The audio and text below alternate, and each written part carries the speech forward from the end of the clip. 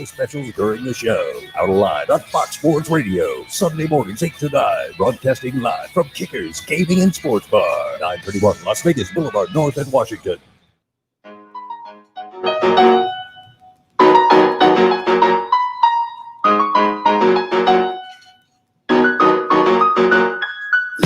All right, we're back with the Delivering Sports Show. I thought I'd go with a little bit of NBA 2K11 here. Classic game. A lot of people's favorites back in the day. Anyways, what's going on, everybody? It's your boy Spencer, a.k.a. Spencer the Wiz, and you're listening to the Delivering Sports Show, which is your late-night sports talk show. If you're new to the show, I am a recent graduate from UNLV and an avid sports fan. Podcasting and media are my life. I wish I could express to you guys how much of a blessing it is for me to be in the seat right now. I was getting ready doing Brian's show just a little bit ago, and just getting excited, just knowing that I'm going to be in front of the microphone. It is the best feeling in the world. So that's where I'm at. If you want to know more about what I have going on, you can check out my Twitter at Spencer the Wiz or my YouTube channel, Blue Milk Boys Gaming. For my radio listeners, you can also catch the show live online via Twitter at Spencer the Wiz, of course, or YouTube under Delivering Sports YouTube page. You just search it up on the search bar, and I will be the top choice. I am Delivering Sports. There's quite a bit to go over today, including Kyrie's disappearance from the Nets, and also related a little bit to social justice in the NBA. We'll talk about that. Curry tested positive for COVID-19 in the middle of a game. Jim Harbaugh's extension with Michigan. Turmoil in the Houston Texans franchise. A little bit about the Golden Knights, and Urban Meyer's potentially taking the Jaguars job. That's really interesting. And we'll wrap up talking about each of the NFL playoff games if we have time, if time permits there.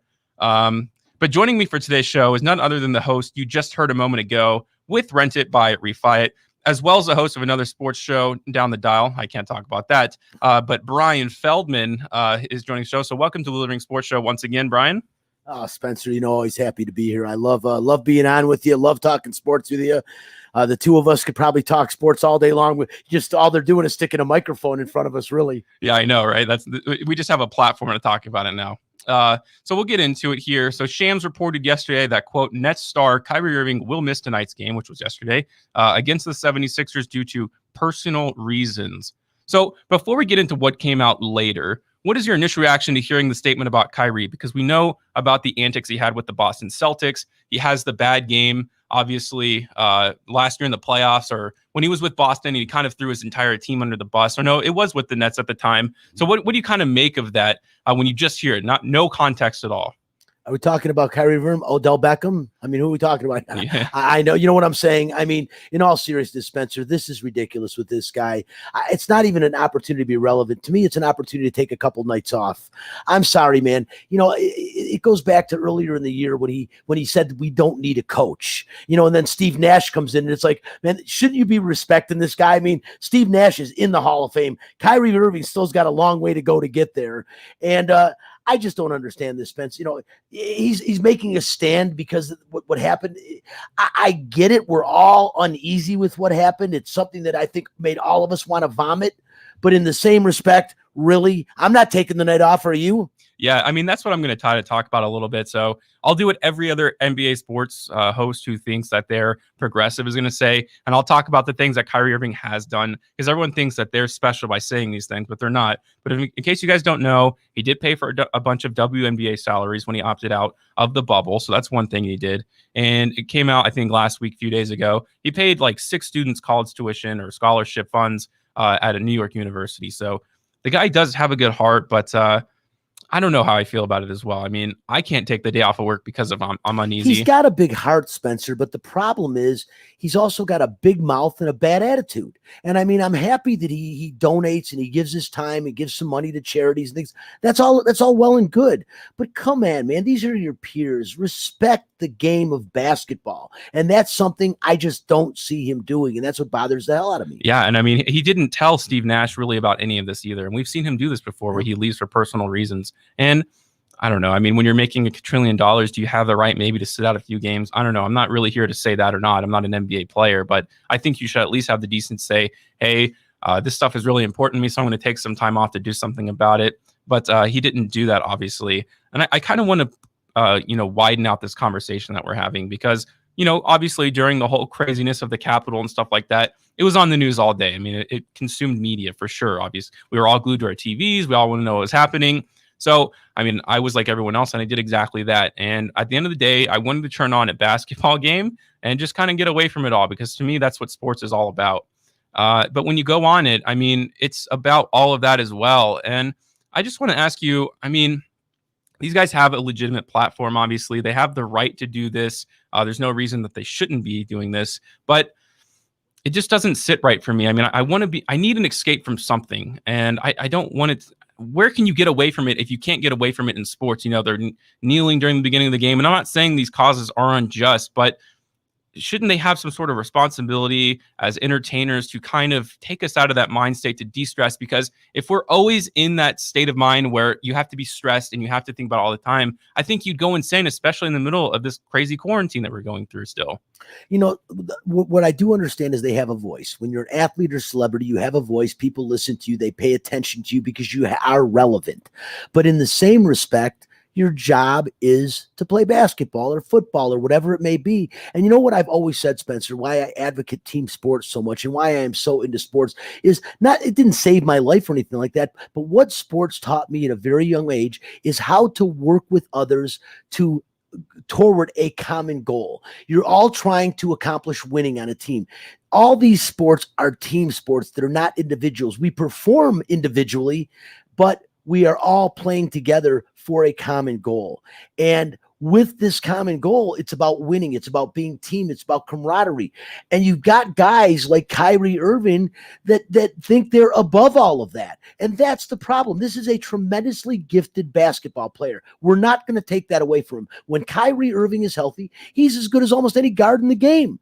But mentally, when is he ever completely healthy? He might be a good guy, but come on, man, quit making noise and go win something. You won an NBA championship playing with the best player on the planet. But other than that, what have you done on your own without LeBron James? To this point, Spencer, absolutely nothing. He doesn't have the right to take off. Michael Jordan took 2 years off of Major League or of the NBA.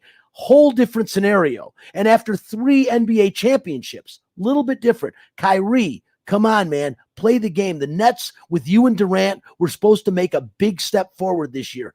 I am not seeing that step forward. No, I'm not either. And actually, before we keep going, Brian, I want to help fix your camera for the people who are listening. So I just need you to hit that little gear setting cam mic. And then you'll go to your camera. Sorry about this. No, you're okay. For the radio listeners, but it should be NDI. You need to change it to FaceTime HD camera. All right, I just want to make sure all the people can see you. Spencer wants to torture you. There we go. Okay. You see right now why the good Lord graced me with a face for the radio. Right there. Okay. Well, okay. So basically what I want to end this conversation with is regular people can't do this. I can't call it to work and do that. I mean, not without repercussions and stuff.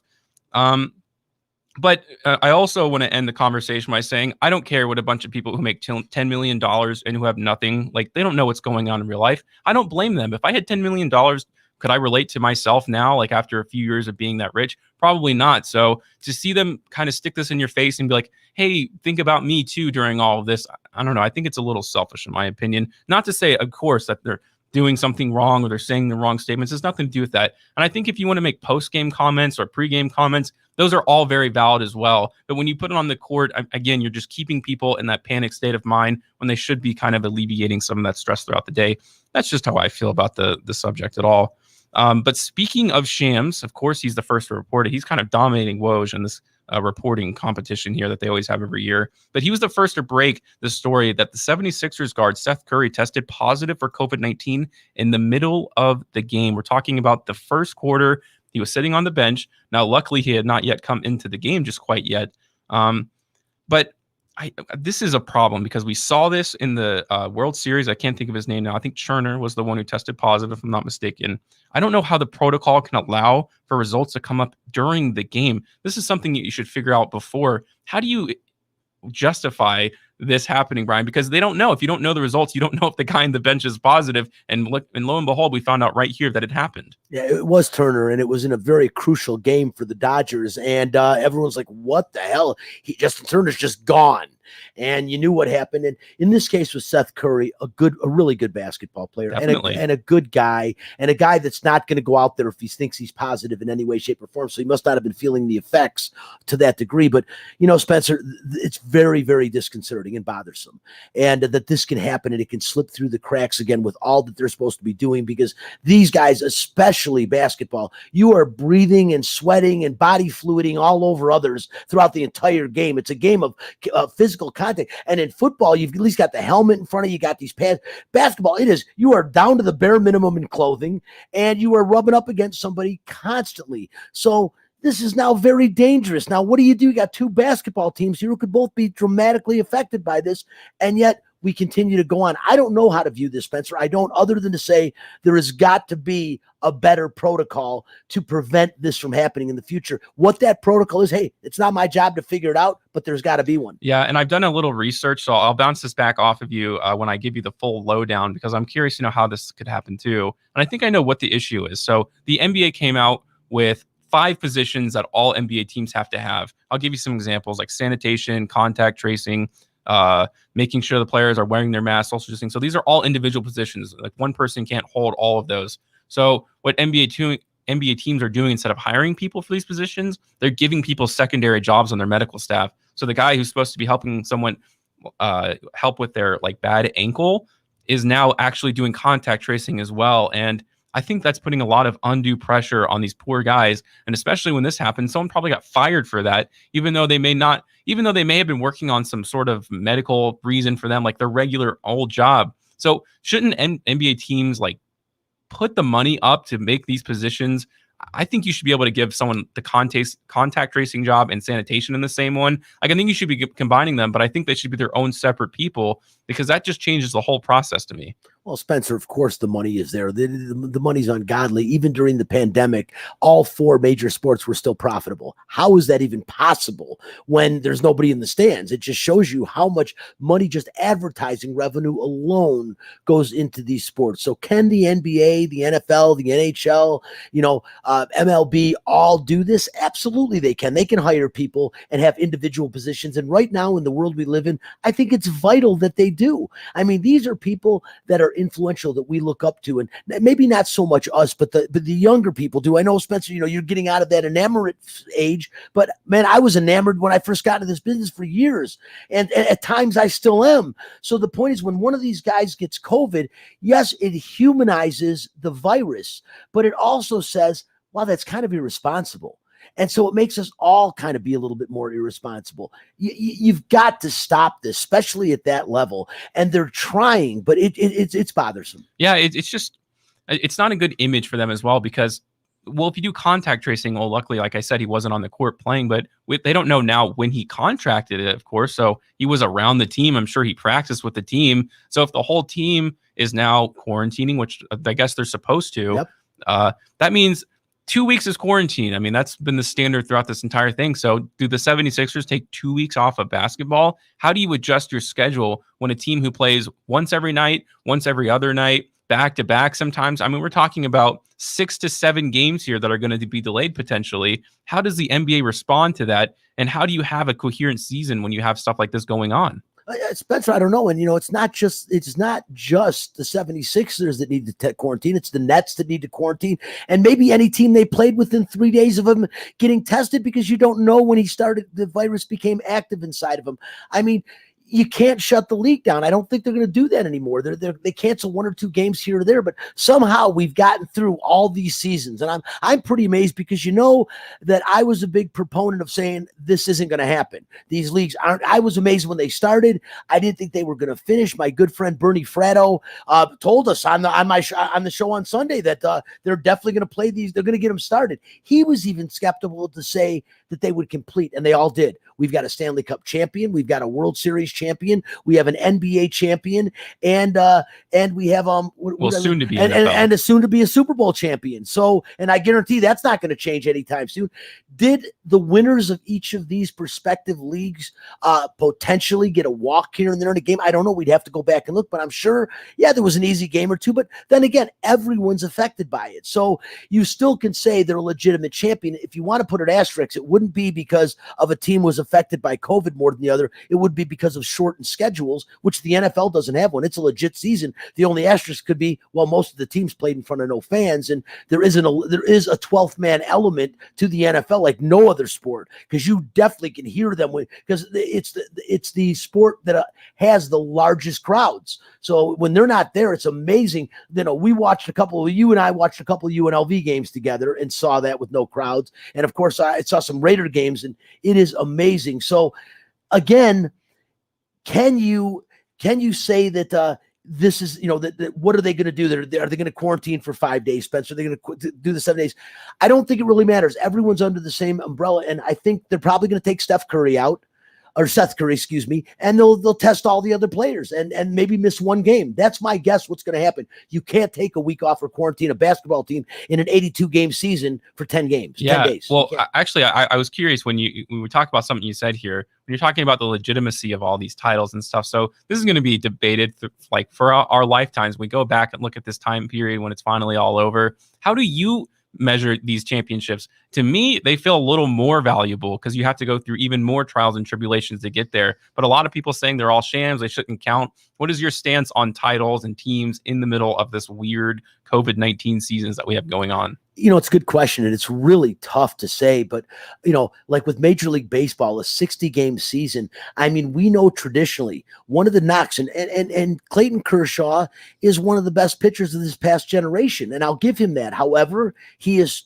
traditionally kind of tanked and played poorly in the postseason. Now, last year, a real bad one-run game, so it always hasn't been him, but and we've said that the reason is because he's used so much during the regular season, and he's one of those pitchers that even with all these specialty pitchers, he's allowed to go deeper and longer than a lot of other pitchers because of what's in the gas tank. Well, when you get to the postseason, now that tank's a little bit drained, and they still expect him to go those extra couple innings, and he can't anymore. Well, in this 60-game season, we saw him in the postseason performing at midseason, but it was midseason, not even.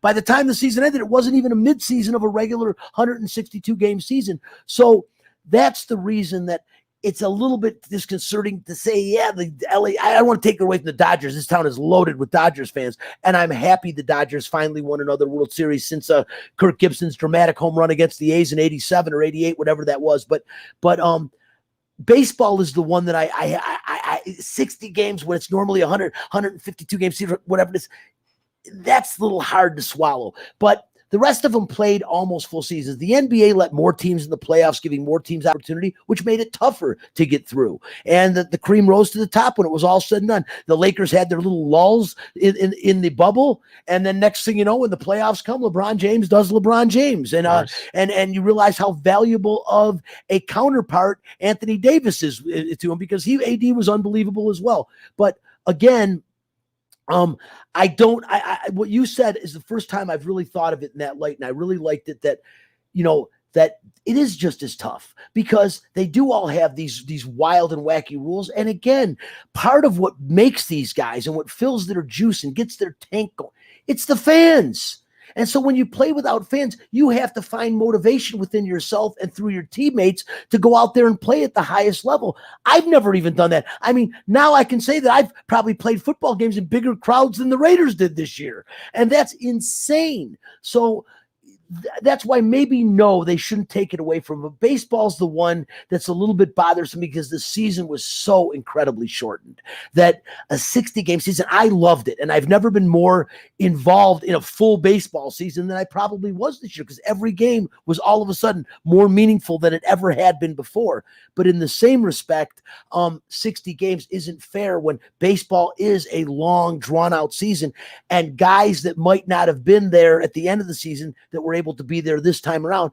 Is it unfair? Well, everyone had the same opportunity. But again, tradition says, I would have loved to see the Dodgers win it in a legit season, to see Clayton Kershaw do what he did, but at the end of a regular season, because it just takes a little bit away from it. Yeah, well, I desperately think that baseball needs to keep the 60-game Me season. too. It was the greatest season to me, it was the greatest season of baseball ever. Now, would it have been better with fans? Probably. But that's the first time I ever watched a baseball game when I felt engaged, because when you're in game 100 and you're at the bottom of the seventh or whatever, I mean, it draws on and you don't really start caring until the last week of baseball. And that's how you're losing the new generations. You're not cultivating their interest. Now, can you pay them a ridiculous amount of money like you are now because of all the advertising that goes over the whole 160 game plus season? Probably not, but come on. I mean, am I supposed to feel bad for a guy who's going to miss out on $10 million? I don't, because as long as it helps with the longevity of baseball, because I love the sport of baseball, it's one of my favorites. That's all that matters to me, because I don't want to see a day where baseball isn't a big sport anymore. That's just how I feel about that. But we'll transition here because the NHL season is actually beginning soon, and it's worth having a preseason conversation about the Golden Knights. And we can start with their new division, who is now, which I think is called the West Division, because they shook them up because of all the COVID-19 stuff. So I'm going to list you the names here: the St. Louis Blues, the Colorado Avalanche, the Minnesota Wild, the Arizona Coyotes, the Anaheim Ducks, the Los Angeles Kings, and the San Jose Sharks. I told you those list of teams, and you tell me what to make of that and how well you think the Knights can be in the West Division. I still think they'll be really good. I think the West Division's gotten more competitive, but so has every division in hockey. And they did this and expanded the division because they're playing less games. They're playing a 56-game schedule, and they're playing only division opponents. It's almost like the old American and National League in Major League Baseball before they started having interleague play. Is really cool. And I like it. I do. I like the fact that I'm going to see the Minnesota Wild. Of course, they got a Vegas native on that team that everyone loves here. So that's kind of big that we get to see them as part of the Western Conference, which isn't bad. I mean, they're not on the Western time zone, but I think they're on the Central time zone. Same with the St. Louis Blues. Seeing David Perron play, I always love watching the guy. I was bummed when the Knights let him go, and I'm glad he got himself a Stanley Cup and a ring. But the Blues are a good team. And I think the division sets up well, Spencer, to season these guys for the postseason, because the Vegas Golden Knights are one of the odds-on favorites to win the Stanley Cup this year. They are, and obviously that comes along with free agent signing Alex Pietrangelo. Pietrangelo. Yeah. So is he going to take the Knights to the next level? Because I'll tell you what I think the Knights were missing this entire time. They're missing juice. They never had the guy who could step up. They have one of the most talented teams in the league, but every single year the Golden Knights lost because somebody who has the juice stepped up, made an unbelievable shot. What separates LeBron, besides the fact of his crazy athleticism, is those moments where he just steps up from near half court and makes a three. Like those kinds of things to elevate yourself where you're not supposed to do that. We saw that with Burns in that San Jose series, a guy who isn't even the most talented player on the ice, but because he's able to elevate himself in the playoffs, he was able to move himself past the Golden Knights. And I'm going to tell you right now, the top line guys for the Knights have zero juice at all, and I think a lot of them have to go. But is Pietrangelo the guy who's going to do that? Spencer, he very well could be. This guy, I know you're a little bit skeptical, but knowing hockey the way I do, this is one of the best defensemen in the National Hockey League. He is a two-way player. He is a guy that plays well in all three zones, which is gigantic, because the Golden Knights last year really did, and people so underestimate or underappreciate neutral zone play, which is in between the two blue lines. And that's what sets up your play. And that's where you set up the plays in hockey. And Pietrangelo is one of those guys that will work the neutral zone well. He'll work the defensive zone well, and he'll work up front well as well. And that is what's beautiful. What I love about that move, Spencer, is we already are seeing, and we've talked about, we can't overstate the emergence of Shea Theodore and what a tremendous player he's come. There's not a team in the National Hockey League now that is going to prepare to play the Vegas Golden Knights that is not going to have a conversation about the whereabouts of Shea Theodore. That is how important he has become. Now you add Pietrangelo to this team. Oh my God, man, you were talking about two of probably the top 7 defensemen in hockey on the same team. Yes, that is really, really good. I mean, you want to talk about, if you put those two guys on a penalty kill, holy cow, you're gonna have an offensive defense. That's what's so great. Usually on a penalty kill, you'll have 2 defensemen, 2 forwards. But what about on a power play? You put the 2 defensemen, you've got 5 basically wingers that can score on a power play. I really like this guy, Spencer. Remember this. This is not going to be a bust. You're not going to have conversations with me like you did all last year about Max Pacioretty. About Pacioretty. Oh my God. I mean, he shoots too much. Pacioretty might take more shots than almost anybody in the National Hockey League, and he doesn't score with the percentage that he should. But again, like I told you many times, the key to hockey, especially if you are a guy playing up, is put the puck on the net as often as you can. Score goals. Yes, you want quality shots when they become available, but a lot of times, especially at that level, it's hard to get quality shots. And Max puts the puck on net as much as anybody else, but we're not talking about him right now. We're talking about these guys. And I love the addition of Pietrangelo. I don't like all the moves. It's sad to see some of the players go, but I am really, really excited about this Golden Knights team. And what I'm really excited about, Spencer, is this goaltending battle, because Marc-Andre Fleury, most of us, including myself, yourself, left him for dead and said, hey, Leonard's here to be the starting goaltender. Fleury, from what I understand, is playing out of his mind right now because he wants to see the ice, and he is bringing his best hockey as he approaches 40 years old. I'm loving this, and I'm excited about this Golden Knights team. And I'm saying right now, for the first time I'm saying on our show, they're going to win the Stanley Cup this year. Oh, I don't think so. But I will say also, I have not seen enough of our new defenseman to make that, because I'll have to see. He's going to have to elevate the team quite a bit, because as talented as they are, they have never been able to get over the hump. And I'll tell you, this is what I believe. Long as it's only been 3 years, they've been in the offs all 3 years. No, of course. I mean, we're spoiled as a fan base. Nobody ever gets this kind of experience when an expansion team comes in. So I'm not saying that. I'm saying, but there's a big difference between making the playoffs every year and being a good team and winning the Stanley Cup. We know those are drastically different things. But in my opinion, as long as Max Pacioretty and Jonathan Marchessault are still on this team, they will never make a Stanley Cup. Max Pacioretty. And I will say on the goals scoring thing as well, I did a little bit of research on that as well. And basically, the evidence is inconclusive. So the year the Capitals beat us in the Stanley Cup, they averaged the least amount of shots per game on goal in the entire NHL. But then you go back to the Penguins Stanley Cup, I think they averaged the most shots. And so to me, it really does come down to quality shots. And the Golden Knights did not get nearly as many as that. And we'll end this kind of Golden Knights discussion on the head coach, Peter DeBoer, who took over last season. I was in support of the firing of Gerard Gallant. I think he lost our locker room a little bit, and nor did he have the results against the top teams that you have to have. Anybody can beat the bottom teams in the league consistently, so it wasn't that impressive to me. Again, I felt like he was losing the locker room a little bit. He kind of lost respect. Peter comes in. This is a guy who is not afraid to speak his mind. He's not afraid to change the lines up. So can Peter DeBoer coach a Stanley Cup team? I know he's been there, but he's never won one. Oh, Spencer, there's no doubt. Pete DeBoer is a no-nonsense type of guy, and he's a guy that will make changes and a guy that won't make excuses. And I really respect and like that in the coach. I love Gerard Gallant. I was very surprised by the firing, because I just thought, you're firing the guy in the middle of a third season on a guy that the only reason they didn't get to the second round last year is because the refs made bonehead call in this Game 7 of the Stanley Cup Finals against San Jose, or this team at least goes to the second round. And so I was really surprised that, but maybe he did lose the locker room. And Pete DeBoer, when I heard he was the guy coming aboard, I wasn't nearly as depressed, because this is a guy, again, the thing about Pete DeBoer that I think is probably maybe the one thing that's not stated enough. He finds a way to get the most out of his players. I don't know what he says or what because he's like a quiet guy, the whole hum, doesn't talk a lot, but somehow he gets the most out of his players and he gets the word across. And he is not afraid to scratch anybody. If you're not performing and you're not getting your job out there, you'll be on the scratch list with Pete DeBoer, and I respect that. And you need that in a hockey team, I think. It's kind of different in basketball when your lines are, you have 5 people on your starting lineup. There's only so much you can do to make a difference. So when you start benching guys, you're really going to hurt your team. But there are like 3-4 lines in hockey, so changing it up isn't going to necessarily change your team too much, and it's worth making those changes to hopefully get your team in a winning position. So that was a bit of Golden Knights, and obviously when the season starts, we'll talk a whole lot more about them. I'll probably go like on a game by game basis. If there's one close by the show, I'll talk about what I saw in it and all that kind of stuff. So we're going to move into college football here a little bit. And everyone basically expected Jim Harbaugh, who has I'll tell you real quick, a record of 49-22 total over 6 seasons with Michigan. Everyone thought he was going to go back to the NFL. Well, it turns out today that Adam Schefter reported he would be signing an extension with the college through 2025. Brian, I need your help here. Make sense of this for me. How in the world can you be rewarded for the product he's put on the field? So, and probably most recently. Spencer, when I first heard this, I said, wow, Michigan wants to become the Detroit Lions.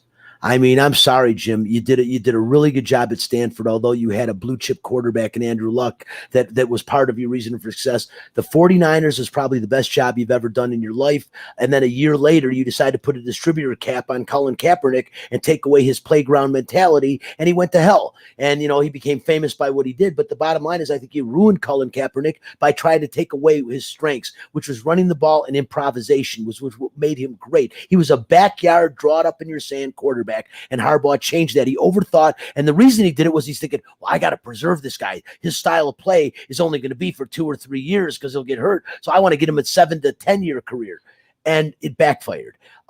And then Harbaugh goes to the University of Michigan, Spencer, that to me, I'm sorry, that's got to be one of the easiest places to recruit in the country. I mean, who hasn't heard of the Big House? And you tell me there is a more colorful or exciting uniform to see than the maize and blue with that unbelievable old school helmet design. It's incredible. And yet he's a quarterback. And look at the quarterbacks he's brought aboard, which is unbelievable. I mean, it is incredible to me that his record is this way. But what the most astonishing part of this all is when you are at Michigan, there are 2 teams you beat. You beat Michigan State, and you damn well better beat Ohio State. He has won 1 game against those 2 schools combined in his career. I think he's beat Michigan State more than once, but Spencer, that's unbelievable. He can't beat Michigan State at home in the Big House. I don't know what they're thinking. I'm not going to say that maybe they shouldn't let him start next season, but I'll tell you what, that team loses to some non-conference opponents to start the season, get him the hell out of here. I myself, as you know, went to Michigan State, but I grew up a Michigan fan, and I still like the maize and blue. I mean, I'm more of a State fan. Obviously, it's my alma mater, but most of my friends are diehard U of M fans, and they are disgusted with what they see U of M becoming. I mean, this is a team now. I'm not going to say laughing stock of the Big Ten. That's a gross exaggeration, but they are a team that is not nearly as respected as they used to be. And that is terrible. I mean, the best thing that happened to Michigan State in 2020 was they had to cancel the Ohio State game, because that would have gotten him fired. I think them not playing Ohio State helped him keep his job. Yeah, and gosh, I don't know. I mean, the argument I'm going to say for it is consistency, right? If you're constantly changing head coaches, you can't implement a system. And I think, he's going to take 6 years is long enough, though. 6 years seems like a long time. So are you saying the expectation for Michigan should be the college football playoffs, the Rose Bowl? I will tell you right now that this Michigan team next year, I would say if they don't play in the Big Ten championship game, at least this guy has got to go. I don't care if you gave him an extension, cancel this thing and get him out of there. Jim is playing himself right back to high school pretty soon. I mean, I don't know what he's doing at the time, Spencer, but this quarterback that we heard last year was going to be this great stature and everything else. He was terrible. I mean, he was outplayed by Rocky Lombardi of Michigan State. And I don't know that Rocky Lombardi would start at Bishop Gorman. I'm just kidding. He would, but I'm just saying, it was an ugly season. I mean, he put it this way, and the defense, Michigan has always been, look at how many defensive players that school has put in the NFL. How does Rocky Lombardi throw for over 300 yards against that defense? Their secondary was as porous as I've ever seen a Michigan secondary. Guys like Charles Woodson had to be just banging their head against the wall. Like, how did we get this bad? Because they were putrid this year, Spencer. They were putrid. This could be a marketing thing, too. He's a big name. He's an NFL head coach. He's going to put people in the seats, whether they like him or not. And I think ultimately what this comes down to is accepting mediocrity. And we all know that UNLV has accepted that for a very long time now. We'll talk a little bit about UNLV now. I really don't like you too much because it upsets me. But UNLV played its first game back against Colorado State, and they lose, of course, again. And they play Colorado State coming up.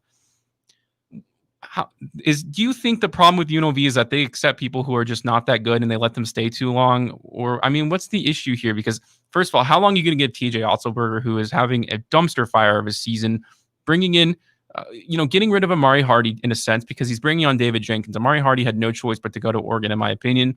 Was I the biggest fan of Amari Hardy? No, but he was a starting point guard. I don't know if he comes off the bench for Oregon. I haven't seen that quite yet. But for UNLV, obviously, he is a starting guard. When you see everyone get worse, and everybody, again, is in the same conditions. We just talked about this the entire show. He's not in a special circumstance with COVID-19. How long does UNLV have to accept these new coaches who, one had a winless season and one looks like he's going to have one season to end the entire year? UNLV has never had a record nearly as bad as that.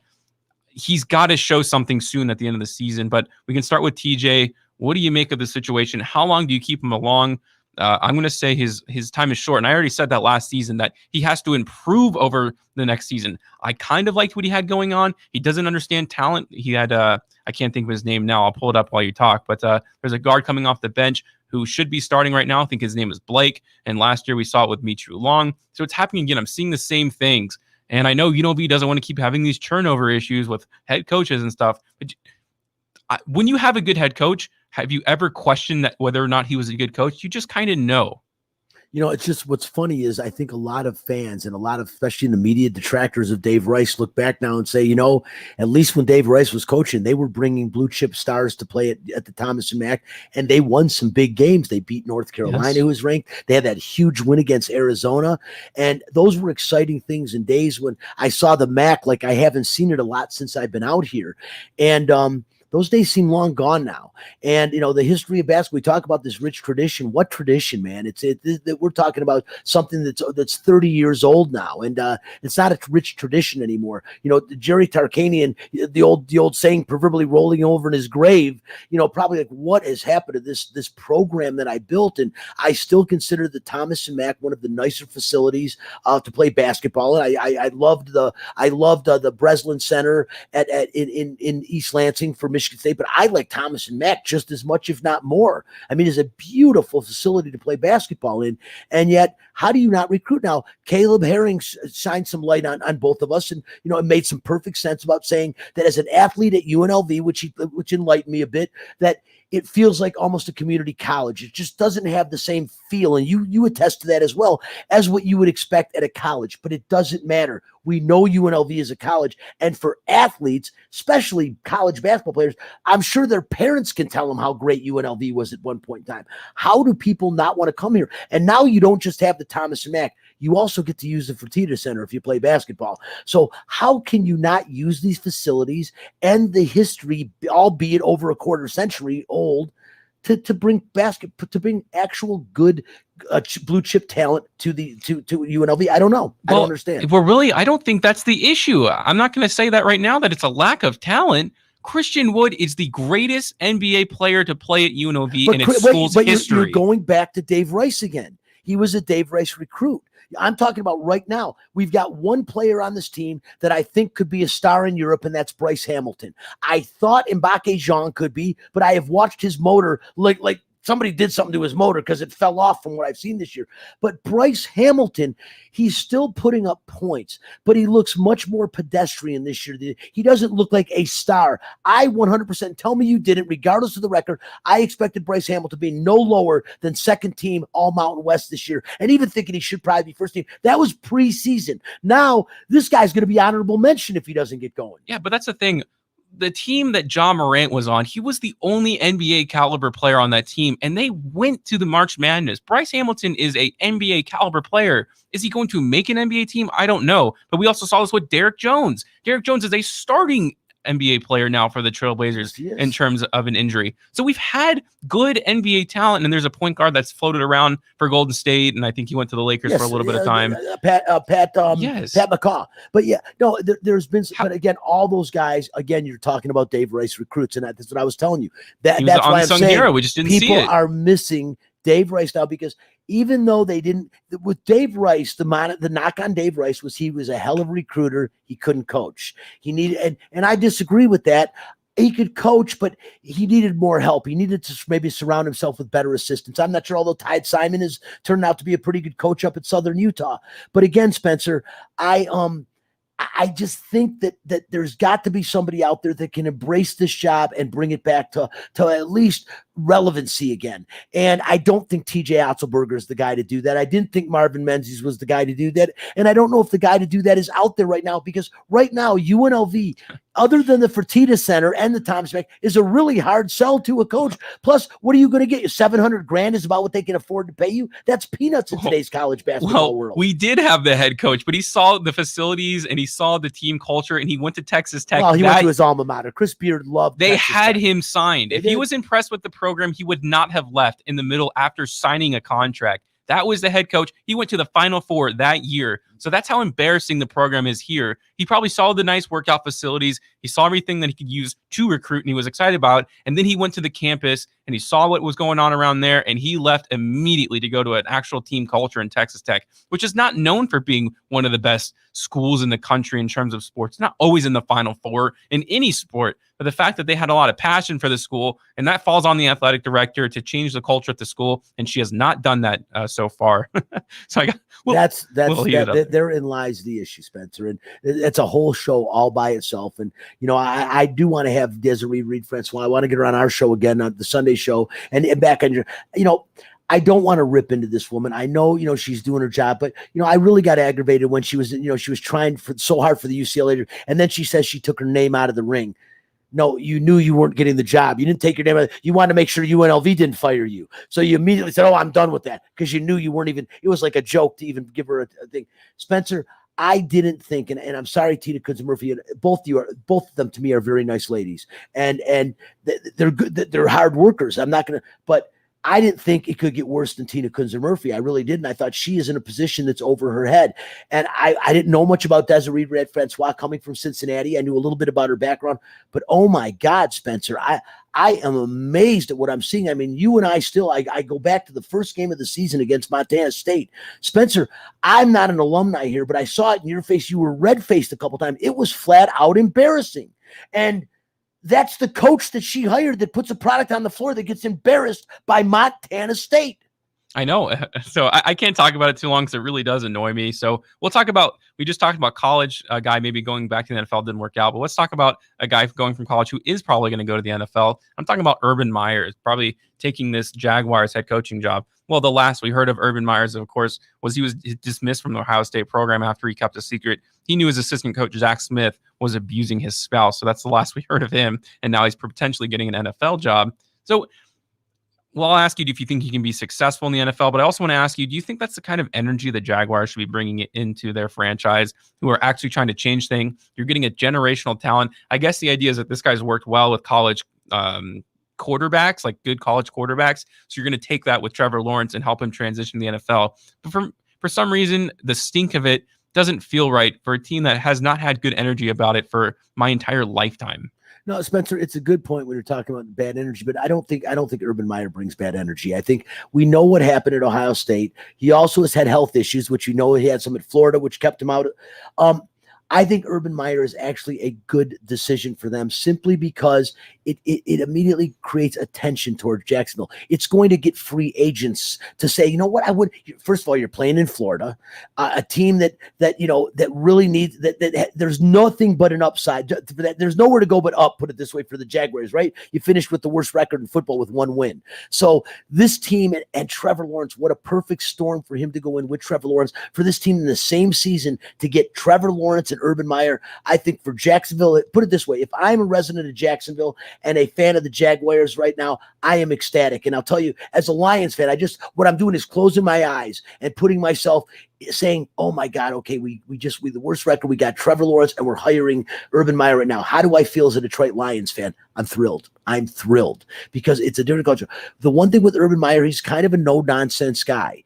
And I do believe he will command the respect of NFL players the same way that he did college players because he was such a successful collegiate coach. And a lot of the guys he coached are sprinkled around the NFL. So they'll talk amongst each other and say, hey, if you listen to this guy, you'll win. And that's why I think he'll be okay. Yes, there is the little bit of the reputation that is a problem, but it wasn't Urban Meyers that was abusing his spouse. It was an assistant coach. And Spencer, the one thing I've always said now, when it goes back, and I don't want to bring up this, it's a whole other topic for another day, but go back to the Penn State issue with Joe Paterno and Jerry Sandusky. That to me was a crime. You're talking about children, and not that spousal abuse isn't a crime either, stuff. But this was something that went on with him over years, where Jerry Sandusky was doing this for years and years, and several people were affected. This is one spousal, and when I watched them, and I watched them both talk about this, the wife and the husband, and I heard inconsistencies in both of them. By no way am I disputing what Zach Smith did. No, scumbag. But I am still saying I felt discrepancies, and I thought Urban Meyer stayed out of it. And in retrospect, he probably thinks, well, I probably shouldn't have. But it's very hard to say what you would have done if you were in his shoes. None of us know. I don't know. Would I have gone to Ohio State and said, you got to fire this guy? Him and his wife had. I don't know if I could have done that, even though it's probably the right thing to do, Spencer. I'm just being real. So, that's why I think enough time has passed and Urban Meyer go coach in Jacksonville. And I really think it's a really good fit. And to be honest, I'm jealous as hell of the Jacksonville Jaguars. No, I think it's really interesting. And I think the American attention span's about 2 weeks. So this would happen like 2 years ago. So I'm going to say it's already, been forgotten for most people. But I thought it was at least interesting to talk about because it was the last time we really heard about him. And this kind of came out of nowhere. How many games did Tariq Hill miss? That's what I'm saying. I mean, there's plenty of guys, Adrian Peterson, we've already forgotten about that and stuff too. So these guys just go right back into it. No one really cares. Cleveland have a running back that's caused themselves some problems too. Yeah. 2 months. That's the threshold. I don't really understand it, but looks like we have time at least for one more topic. And if we have more time, we'll talk about some of the more important NFL playoff games. So not all of them, I think, are going to be very close. The Houston Texans owner assured that his team was, quote, fully aligned amid outcries from both J.J. Watt and Deshaun Watson. So as a reminder, I'm hoping I can pull the audio for you here. This is what J.J. Watt had to say after their last game of the season in which they lost. So hopefully this plays. If you can't come in and put work in the building, go out to the practice field and work hard, do your lifts and do what you're supposed to do, you should not be here. This is a job. We are getting paid a whole lot of money. There are a lot of people that watch us and invest their time and their money into buying our jerseys and buying a whole bunch of and they care about it. They care every single week. We're in week 16 and we're 4-11. And there's fans that watch this game, that show up to the stadium, that put in time and energy and effort and care about this. So if you can't go out there and you can't work out, you can't show up on time, you can't practice, you can't want to go out there and win, you shouldn't be here. Because this is a privilege. It's the greatest job in the world. You get to go out and play a game.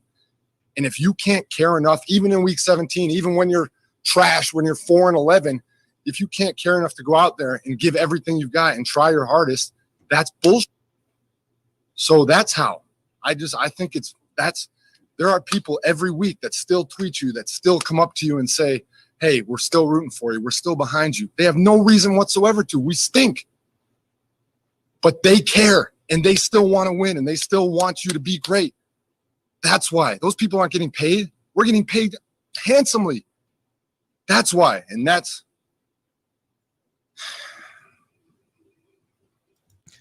So those were a few of J.J. Watt's comments after the last game. And I'll also add Watson started off the end of the season by saying that Houston needed a culture shift. And he later went on to criticize the franchise for their hiring process when they ignored the guy he wanted them to interview for the GM position, which they told him he would have a say in, by the way. And he also wanted them to pursue Chiefs offensive coordinator Eric Bieniemy as their head coach. And it turns out they were the only team in the league with the head coaching vacancy that did not ask for an interview with offensive coordinator Eric Bieniemy. Brian, does that sound like the Houston Texans are all aligned, as the owner says? I would say the complete opposite. It must be opposite day in Houston because I mean that is crazy. No, they are far from aligned, Spencer. This is a team that I expected a lot more out of this season than 4 or 5 wins. I mean, it was an embarrassment there. I think they were probably, based on the contract that they gave Deshaun Watson and the moronic of letting DeAndre Hopkins get away. I was expecting a lot out of this Houston team this year. I thought their defense was well aligned. I didn't know what they were thinking at wide receiver, but I thought they must have something in mind if they're letting him go to Arizona. And yet this team underachieved dramatically. So no, there does need to be a complete cultural change in Houston. There's a lot of missing and broken parts that they need fixed. And I'm not surprised that Deshaun Watson has to say whoever gets hired there. I mean, he's making a lot more money than the president. So, well, maybe not, but the point is what I'm saying is that this team needs a complete culture. I have no idea how he sees this as an line when your players, matter of fact, probably your 2 most recognizable players in J.J. Watt and Deshaun Watson are both speaking out against the organization. Yeah, and I mean, you can just talk about it for a long time, but let's paint it in this picture. How many teams can say they've had a Hall of Fame level quarterback in the past 10 years? 10, maybe? Maybe. It's very rare for you to get a quarterback to that level. Every team's goal is to achieve that. We saw the big deal about Joe Burrow. Now we're seeing it about Trevor Lawrence and maybe Justin Fields. But we don't know if those guys are going to be good or not. In my lifetime, in 23 years, I have not seen a single Hall of Fame quarterback play for the Raiders. 23 years. And you could probably go back for the Texans too. It's not something you're going to fall upon very easily. So when you do get one, you better make sure that they're pretty happy, because if he leaves because he's so unhappy about them, well, I already think they're the worst franchise in the NFL. I think they have the worst roster. I don't think they have I don't think they're the least talented team, but I think they have the worst makeup of a team. So going forward, they have so much to do, and it has to start with making the two best players on your team happy, especially a guy like J.J. Watt, who isn't just the most talented player, because you see this with guys like Amari Cooper, who are uber talented, but the problem is that they don't have that locker room presence to step up in those moments. So it's really kind of a waste of money, because when you're paying that much for a player, you want them to have these heated moments like J.J. Watt. You're not always going to get both of those. You're either going to get the talent or you're going to get the passion. So I don't understand what they're doing with this and where they're going to go going forward. I mean, they have a lot to fix here. Yeah, it's definitely broken. And I think we will see Houston get better. I'll tell you what I do like. No one's worth the money Watson got paid. But you know what? He is definitely a franchise quarterback. And I think he showed us this year on a really bad football team. He continuously played well, as good as he could have, considering the parts he was surrounded with. So he has every right to speak out, because number one, he gets killed back there on a regular basis, and he takes the hits. And he's a mobile quarterback, and he is also a cerebral quarterback. He needs a lot of help. And on the defensive side, man, I mean, you let guys like Clowney get away. I just don't get it of how you keep changing around your defense. And J.J. Watt, you can complain all you want, J.J.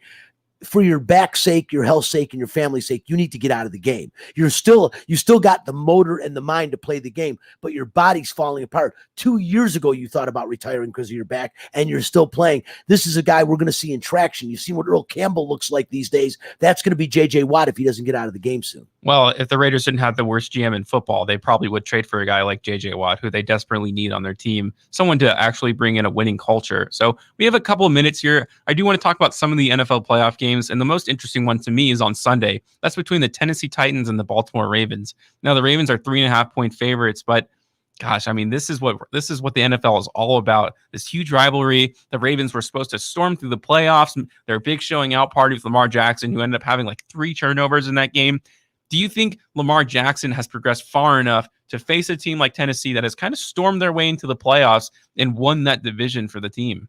You know, I put nothing past Lamar Jackson, Spencer, if he has a great game. Put it this way, when Lamar Jackson elevates to that other level, as we've seen, he's in very rare air. That's Michael Vick air. A guy like him that absolutely can do everything, yet he's bigger and stronger than Michael Vick. I mean, but he has shown inconsistencies more this year than in the previous 2, and he has shown us that he can't win in the postseason so far. Is this the year that he gets over the hump? This is, and you picked it out. This is my favorite game of the weekend as well. This is a very good game against 2 very evenly matched teams that I think the difference comes out to be the running game. And if you're going to talk about the running game with the Titans playing the Ravens, you're talking about Derrick Henry. And although you're also talking about Lamar Jackson, but I just think Tennessee probably feels a little bit disrespected. But even though there's no fans, you're calling them a 3.5-point underdog at home, and they won their division, a better record.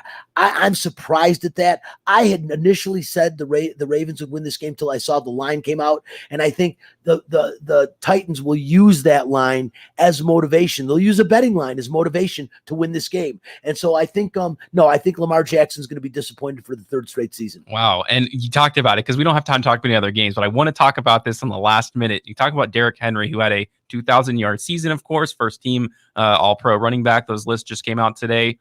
When does the conversation start for Derrick Henry as one of maybe the all-time greats as running back, or is he just so far off that conversation it'll never get close? You got to wait, because if you remember that Tennessee had another running back named Chris Johnson that a lot of people started talking about like that also had a 2,000-yard season, but he had a total of 2 real big seasons, and then he fell off the grid. He went from being the number 1 draft in fantasy to not being drafted in 3 years, which is almost unheard of. So no, you cannot start, and don't do that to Derrick Henry yet. But I will tell you about Derrick Henry is this: if he stays healthy, which is a real tough thing at the running back position at the not for long league, if he stays healthy with this guy's size and speed and agility, oh man, he is a lethal weapon. But again, it's way too early to start putting him amongst the all-time greats. I don't. Well, yeah, I mean that's fair enough to say, but I like his fan because the running back position is kind of dead in my opinion. I wouldn't want to get in front of him, Spencer. I don't think many guys in the NFL do. How much would I have to pay to get bulldozed? A lot more money than either one of us have in our bank account. I'll tell you that.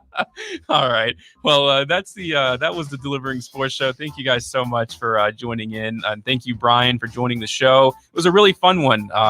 So you can catch us at Kicker's Bar, of course. You heard that promo at the beginning of the show. We'll be there on Sunday at 8 o'clock, and we have donuts and orange juice, and we'll be there, right?